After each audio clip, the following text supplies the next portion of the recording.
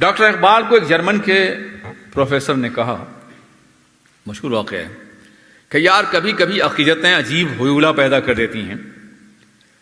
صحابہ کو اپنے نبی سے اتنی محبت تھی، اتنا خوف تھا، اتنا جلال تھا کہ انہوں نے پہاڑ کو لرزتے ہوئے دیکھا، بڑا پہاڑ تھوڑی لرز سکتا ہے۔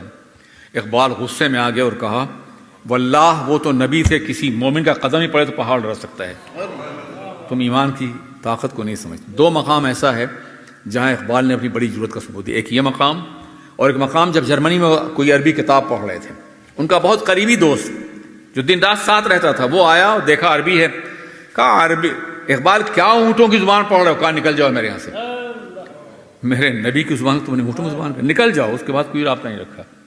یہ غیرت تھی، اقبال کی غیرت تھی، جو آپ کی زمین پر یا غیر مسلم ہندوستان میں پیدا ہوا تھا۔ وہ شخص بھول گئے ہیں لوگ، اسے نہیں پڑھایا جاتا، اسے اس کے نظموں کو، اس کی تاریخ کو نکال دیا گیا تاریخ پاکستان سے۔ یہ بہت بڑا المیہ ہے جو ہو رہا ہے، اور کس سازش کی بنیاد پر ہو رہا ہے؟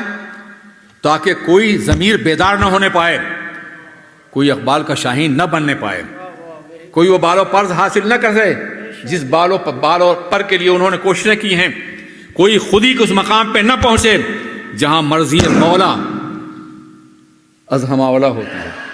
خودی ہو کر بلند اتنا کہ ہر تقدیر سے پہلے خدا بندے سے خود پوچھے بتا تیری رضا کیا ہے۔ میں تھوڑی تبدیلی کروں گا کہ کچھ تقدیر سے پہلے، اللہ مجبور نہیں ہے۔ اقبال کی بہت سے شعروں میں نے تبدیلیاں کی ہیں۔ مثلا اس نے یہ کہا ہے کہ دروشی پڑھی، اللہم صلی علی سیدنا محمد، موتی سمجھ کے شان کریمی نے چن لیے، مولانا شعر بڑا مشہور ہے، موتی سمجھ کے شان کریمی نے چن لیے، قطرے جو تھے میرے عرق انفعال کے، سمجھا وہاں جاتا ہے جہاں کوئی بات سمجھی ہوئی نہ ہو، ہے نا، اللہ اس سے پاک ہے۔